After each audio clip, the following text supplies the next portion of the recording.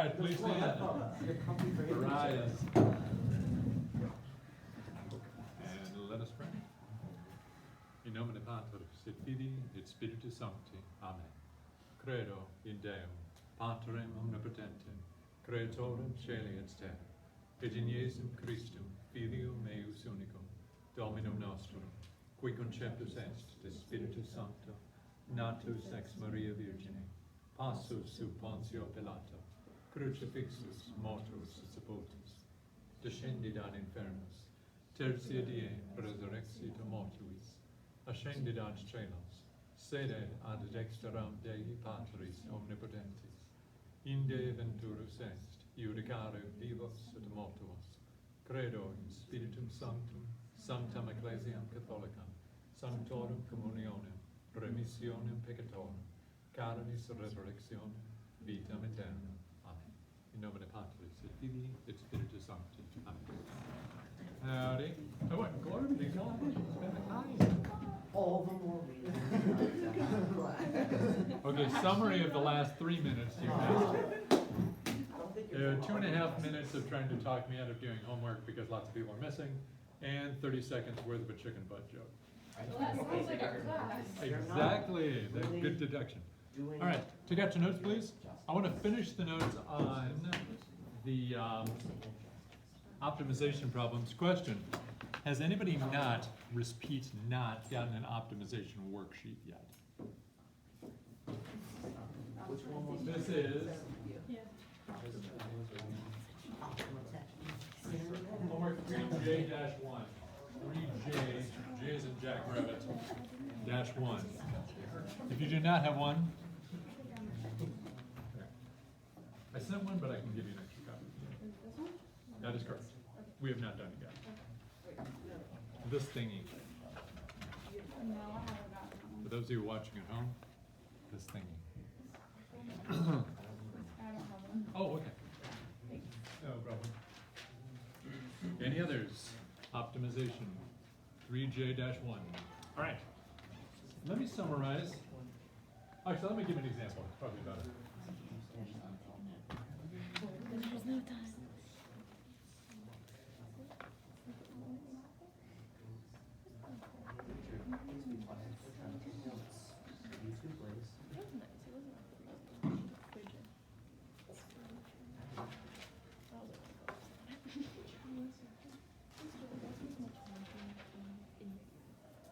Actually, no, 2 integers. Sorry, my bad.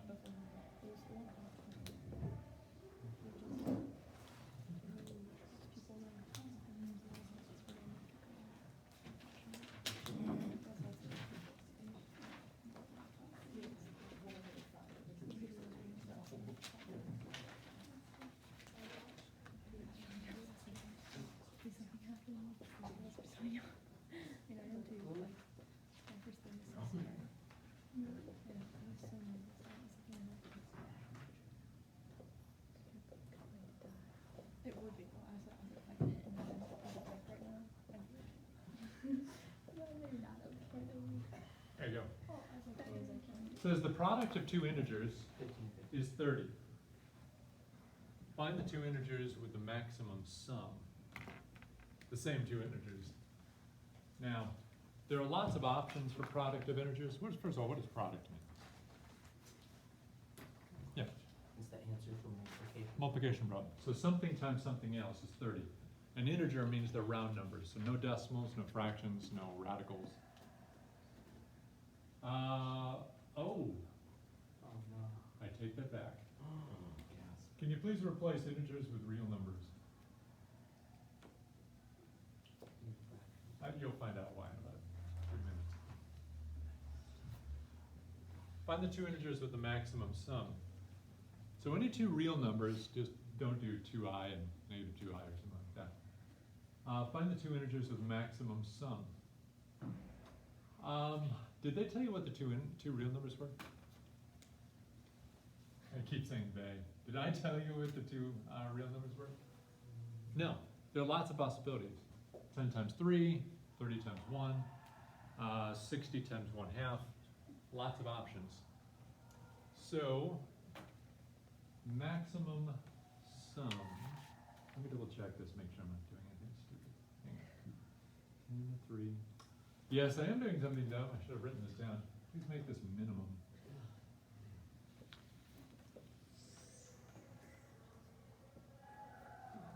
Glad I checked that early. Would have sent you on a wild goose chase. All right. If I didn't tell you which two numbers they are, how do you represent them? Yeah. X and Y. So give me a formula for this first statement. Is equal to 30. Exactly. Now, these.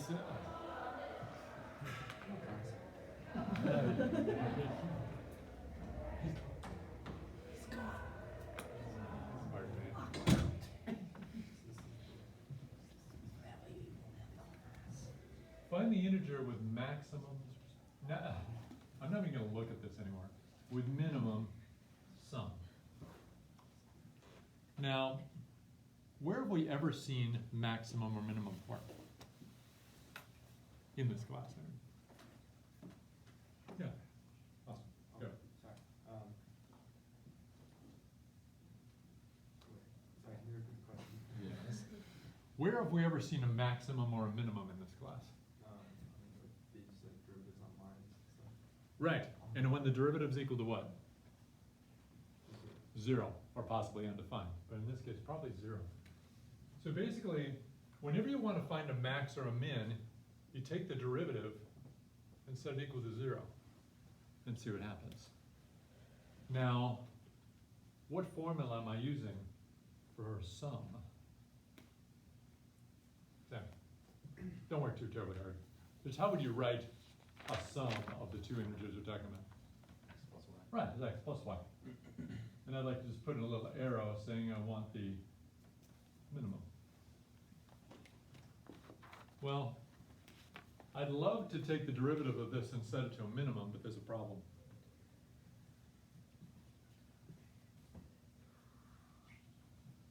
How about, let's say s for sum is equal to x plus y. Anybody see a problem with that? I'd love to take that, yeah. So we give you all the possible sums instead of just the number. Maybe, but the fact that it's just x doesn't mean it's going to be positive. X could be -5, for example. But if I want to take the derivative of this thing, something's terribly wrong. Go. There's 3 variables. I can't handle that. There can only be 2. There are, like in this particular thing, there are 3 variables, which is 1 too many. Is there any way to get down to 2?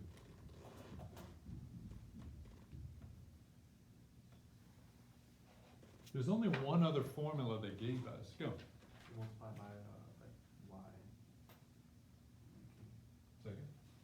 Well, because xy equals 30, so you do y equals y, then you can substitute xy is 30. Okay. So before you do substitute, what do you have to do first? Multiply everything by y. Never mind. I get xy squared equals 30y. Oh, the top. Okay. Oh, I think I know what you're saying. Yeah. Oh, that's right. But I'd still get a y squared, which is a little confusing. But go ahead. That's actually very sneaky, by the way. I'll show you what he said there in a second. Traditionally speaking, get a letter by itself. You can get the x or the y, I don't really care.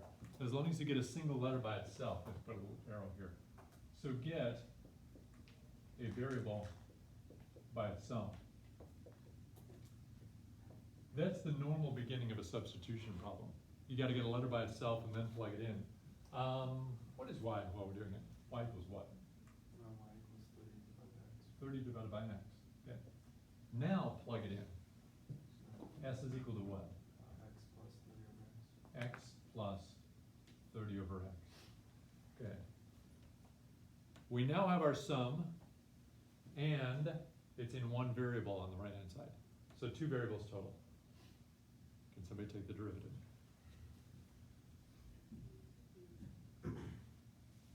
Again, right now, it's not in the right form yet.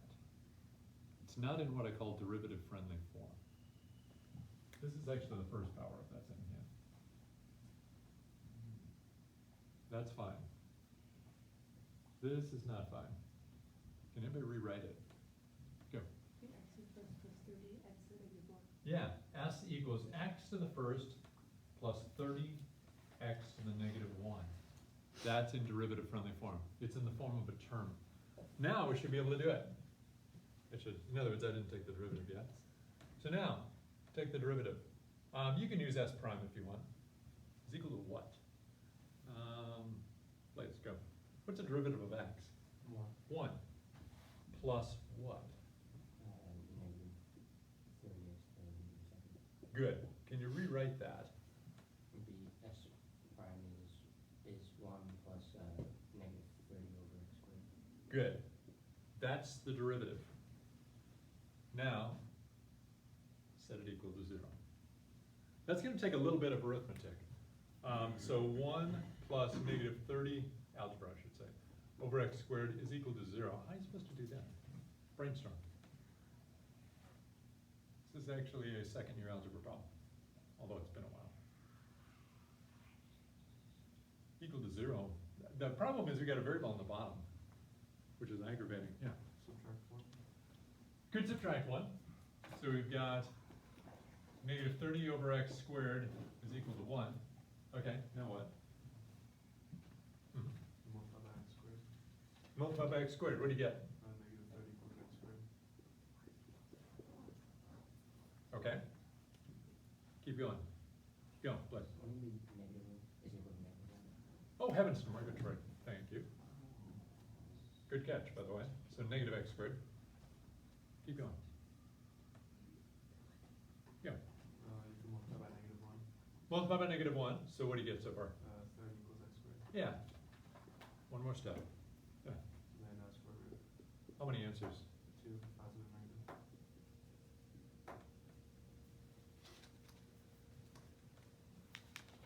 According to this, the value of x could be either 30, radical 30, or negative radical 30. Both of them work. We still need to find something though. Okay. What are we missing? It says find the two integers with minimum sum. I got x. Y. We got to find y. How? Plug them back in. Yeah, take your pick. I see two possible places you could plug it in usefully. One is a little easier than the other. Yeah, xy equals 30. Or this is kind of the same thing. 30 over x. Try it. Y equals 30 over what? Radical 30. Now, normally I'd say, just leave it the radical in the basement. This time I want you to get it out because it simplifies. Multiply by 30 Do it. It's going to be 30 radical 30 over 30. 30 radical 30 over 30, which Radical 30. that becomes radical 30. So x is radical 30, y is radical 30, and you're done with the problem. Those are the two integers that if you multiply them you get 30, and that will be the minimum value if you try and get the sum. Questions? All the other pairs of numbers, like 1 and 30, like, by the way, radical 30 is about 5 point something. Because it's bigger than radical 25 and smaller than radical 36. If you think of like 30 and 1, those multiply. But that would be, oh no, sorry, 30 and 1. That's way bigger than 5. So this is actually one of the smallest value. If you had 6 and 5, that added up to 11, which is still quite a bit bigger. Make sense? Questions? And if you add these two together, I get like maybe 11 or something like that. 10 point something. Take out your calculators. I want to show you something.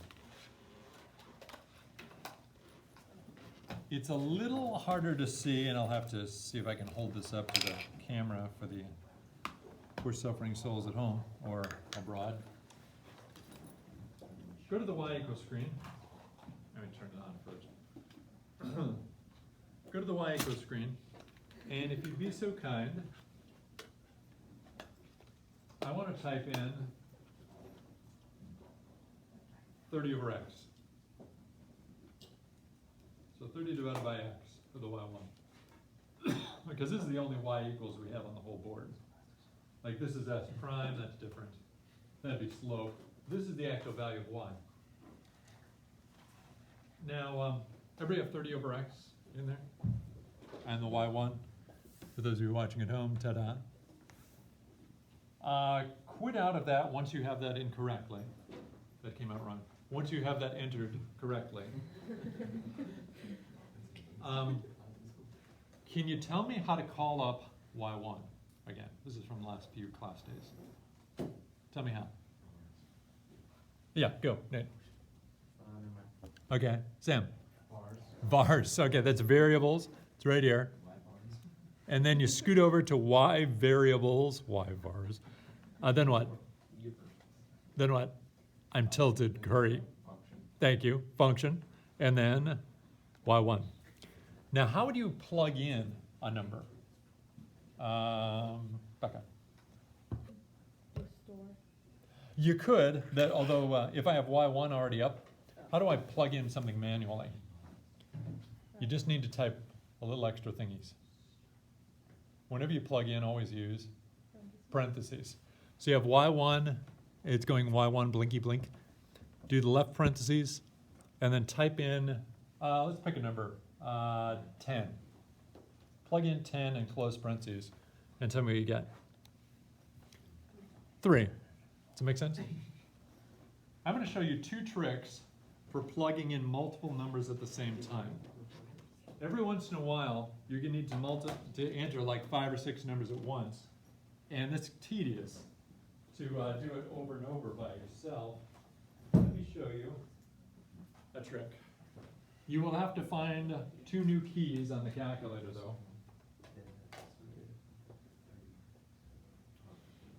Look carefully and tell me if you can find these. They're called curly brackets. Anybody see them? If so, tell me where. Right over the parentheses. What special key do you have to hit first? You have to hit the second key, and then right over the parentheses is curly bracket. Do that. So I'll tell you what, call up y1. Hit clear if you need to, if it's a message. Call up y1, so variables, y variables, function, y1. Then left parentheses. So I'd like you to type this so far. y1 parentheses. Everybody there? Okay, now put a left curly bracket. This is calculator notation for I'm about to enter a list. Not just a single number, but a list. Do the following. 1, and then can anybody find the comma key? It's actually a separate key. Yes, next to parentheses, it's right over 7. I want you to do 1, comma. Then 2, comma, 3, comma, 4, comma, 5. And then when you're done, do a right curly bracket and a right parentheses. And now let me catch up.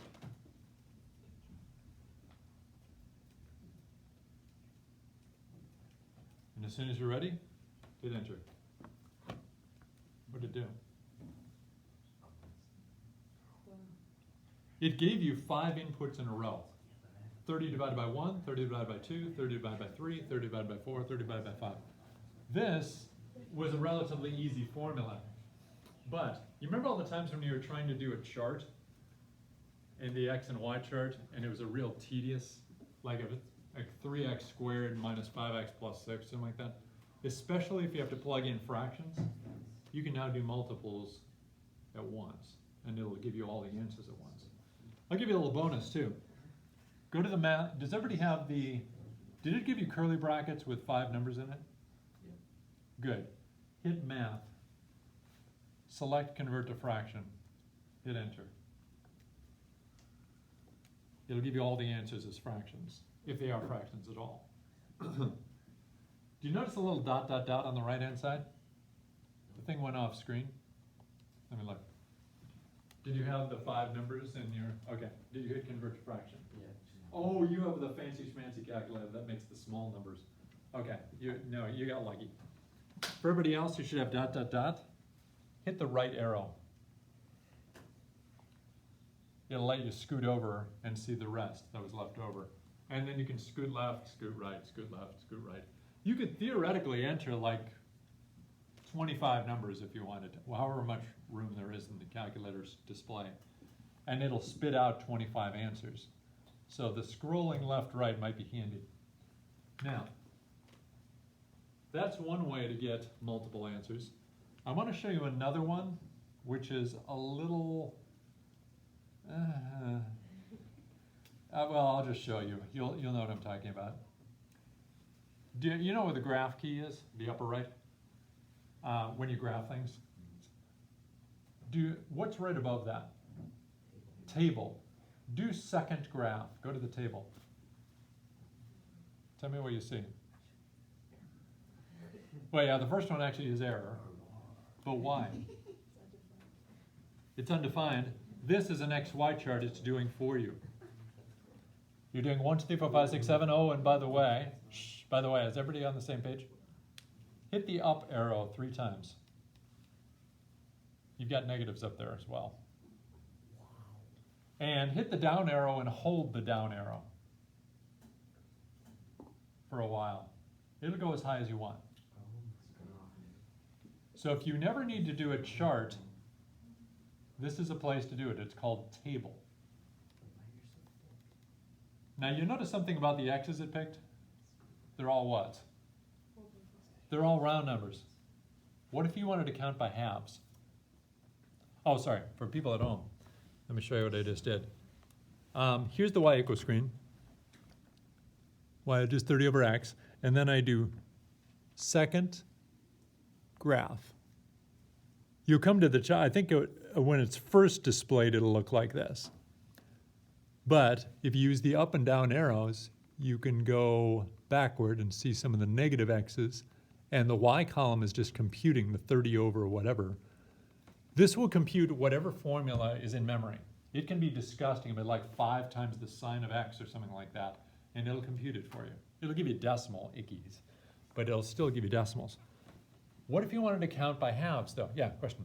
Yeah. How do you convert, like, my table? They're all, like, Decimal, orbital. Yeah. How do you convert them to fractions? Unfortunately, on the table you can't, because they just didn't design it that way. But I do want to show you one last thing.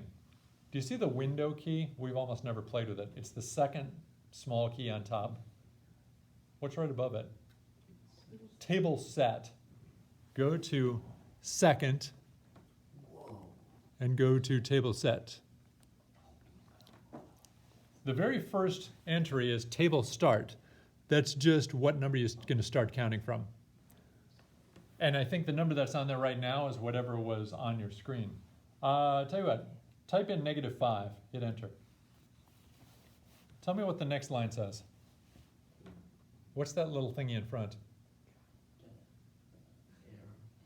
It's not an arrow. It's an algebra symbol. Delta. What does delta mean? The change. Delta means change. They're asking, how much do you want the table to change by with each new number? Right now it's at 1. Select 0.5. Independent and dependent variables, don't even worry about that. That's later on. But for now, quit out of it. You all know where quit is? Second mode. Now go to table. You can set this to whatever you want. You can set it to count by whatever you want. You can count by 0.1s, 0.01s. Sky's the limit. Just be aware that if you need it for something else, you may have to change table set. You have to reset it to, starting at 0 and then counting by 1s or something like that. Clear? So if you ever need a big, huge table, that's a relatively efficient way to do that. Alrighty. I'm going to give you one more example for maxes and mins.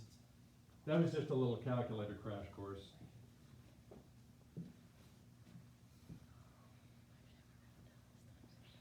How much geometry do you remember? Now, I realize that has some emotional baggage associated with it sometimes. But, does anyone remember the distance formula? It's Square like root. between 2 points. For example, between x1, y1 and x2, y2.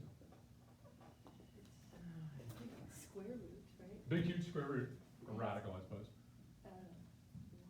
Parentheses, What is, x plus look, x2? x2 minus x1, parentheses, Squared. squared, plus Y2. y2 minus y1, parentheses, squared.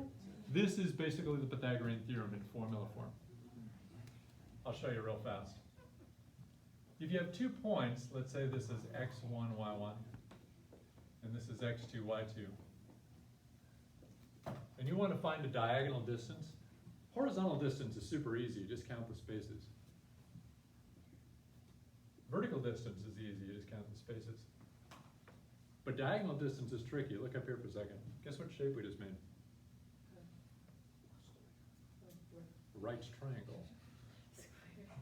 Can somebody tell me how long this side is? Let's just say this was 3, 5, and this was 10, 8. How long is the bottom? Good.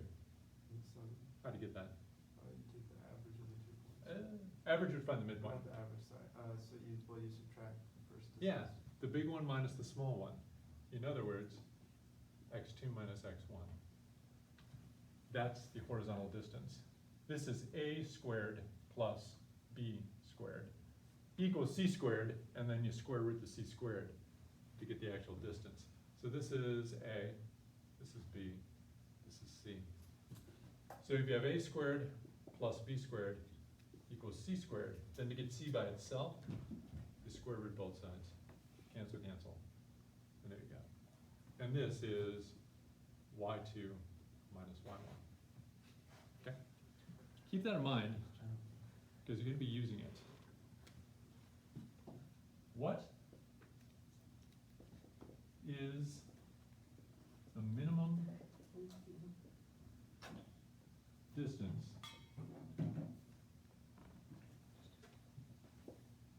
between y equals x, no, radical x, and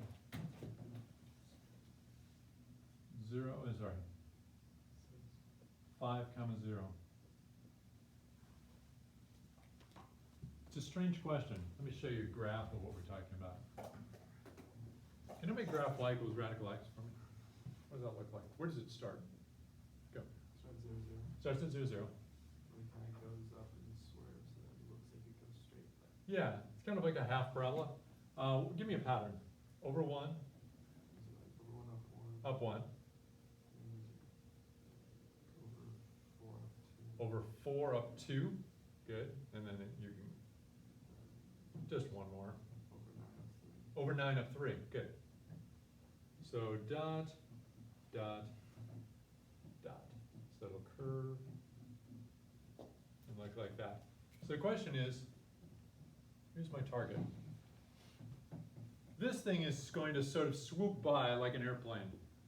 At what value of x? I'd say, what is the, how about just the value of x? I don't even need the distance, which causing the minimum distance. In other words, how far along would you hit the minimum distance? Now, right here, we're 5 spaces away. In your opinion, would this, like if you're just, like here's a movable point. If you slide along, if you get to here, do you think that's closer or farther away than 0, 0? To this, here's your target. Closer, yeah. And how about here, closer or farther away? Farther away. Somewhere in here is the closest possible point. Find it.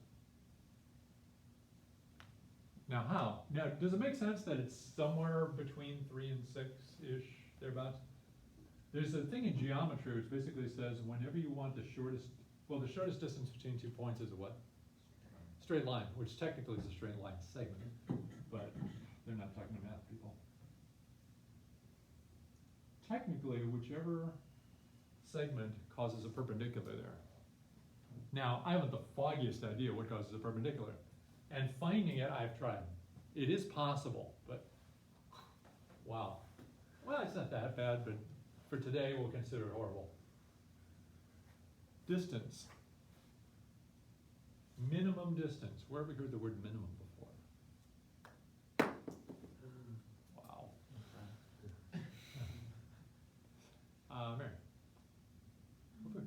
How do we find a minimum? By taking the derivative And setting it, equal to 0. right, take the derivative, set it equal to 0. But in this case, take the derivative of what? We want the minimum what? Rin. I want the minimum what? Distance. So we have to take the derivative of the distance and set it equal to, anyway, 0. This is going to be a little bit of a mess. Just remember, this is the equation y equals radical x. Here's the distance formula. D equals radical. Now, this is the point 5, 0. This, by the way, is x1, y1. You could do x2, y2 also, it just makes it backwards. Can anybody tell me the formula for, like if you have a generic point on a graph, what do you call it? What comma what? Just in general. Yeah. X comma y. In other words, I have no idea where that is. It's just x comma y. I can do a little better than that though. What is y really equal to in this case? Radical x. Did we say that this point is really x comma radical x? It looks weird, but it's just x comma y. They secretly told us what y was, so plug it in. Use it.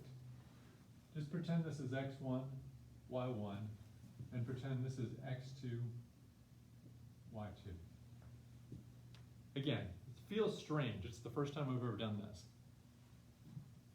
But plug them in and tell me what we get.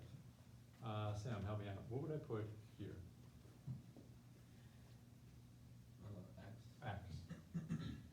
Minus what? 5. Very good. What would I put here?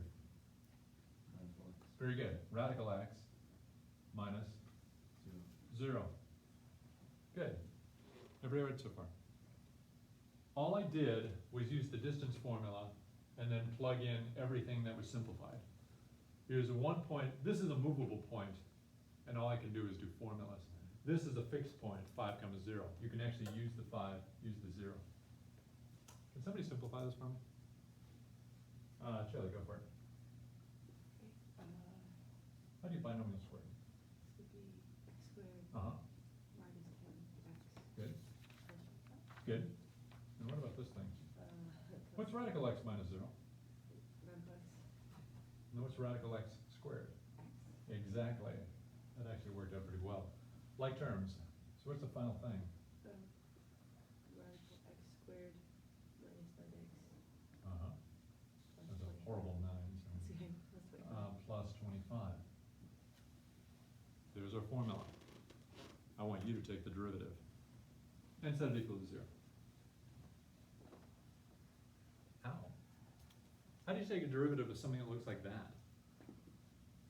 Go. Please. Well, it needs to be in derivative from Has to be in derivative friendly form. Like what? Or the parentheses, Uh-huh. x squared minus 9x plus 25. Yep. All to y. Ding, ding, ding, ding, ding. It is now in derivative friendly form. Thank you very much. Take its derivative for me. You can do d prime. That's fine.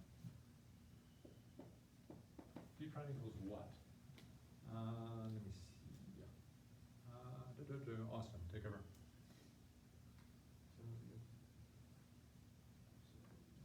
What rule are we going to need? Chain rule. Chain rule. Why? Yeah, there's multiple layers. It's blah to the 1/2 power, and then there's stuff inside the blah. Go ahead. So you got two blocks. So. Not there yet. Do you do the outer layer first or the inner layer first? Outer layer. Yes, outer layer first. All over two. Yeah, kind of. 1/2. 1/2 blah to the what? -1/2. Good. And then what do I put here? 2x minus. Not yet. It's blah. We can't see it. Then x squared minus 9x. Right. Don't touch it. Now, what do we do here? Then plus. Not plus, but for chain rule, how do you put the next link in the chain? What math operation? Over time. Times. Yeah. Chain rule is always this times this times this times this times this all the way at the end. Times what? 2x minus 9. Nice. Take over. Nate. Can you simplify that mess? We can redistribute the 1/2. I wish, but it's to the negative 1/2 power. By the way, if it's a negative power, where does it go? Yes, it does. And what's 1/2 power mean? Radical. Yep. On the bottom is radical x squared minus 9x plus 25. And there's a 2 in front. There's a 1 up here. Where does the 2x minus 9 go? Becca, take over. Top or bottom? Top. Top, because it's positive power. You're looking at your derivative in simplified form. Now what are we supposed to do with the derivative again? Let me see, Jeff. Set it equal to 0. Quick question, no math people. This looks like a horror story. How do you set a fraction equal to 0? We actually covered this last year. There's a neat little trick. If you've forgotten it, I'll tell you. Just curious if anyone remembers. How do you set a fraction equal to 0? Take a look over here. Let's say x over y equals 0. Can y equal 0? No, it blows up. What's the only way for this problem to be equal to 0? I'll give you a hand. Get x by itself. Nate, take over. How do you get x by itself? Use algebra. Multiply by y. Yeah. What's y times 0? 0. In other words, whenever you have a fraction equal to 0, make the top equal to 0. What do you do with the bottom? Ignore it. You can complete that. By the way, that should be a relief. So like, I don't want to set that equal to 0. I don't want to die. It's like, you don't have to. By the way, you wouldn't die anyway. But ignore the bottom. The only way you need to set a fraction equal to 0 is set the top equal to 0. Write that down. It is a very, very good trick, and we're going to be using it a lot. So, Nate, go. Finish it up. It's actually a relatively easy problem now. 2x minus 9 plus 0. Keep going. Add 9 on both sides. Yeah, so 2x equals 9. 9, and x equals, 4.5. yeah, 9 over 2 or 4.5. Guess what you just found?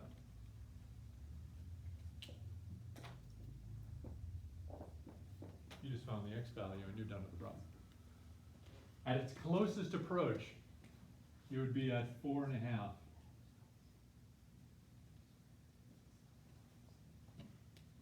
What's the y value? I don't know.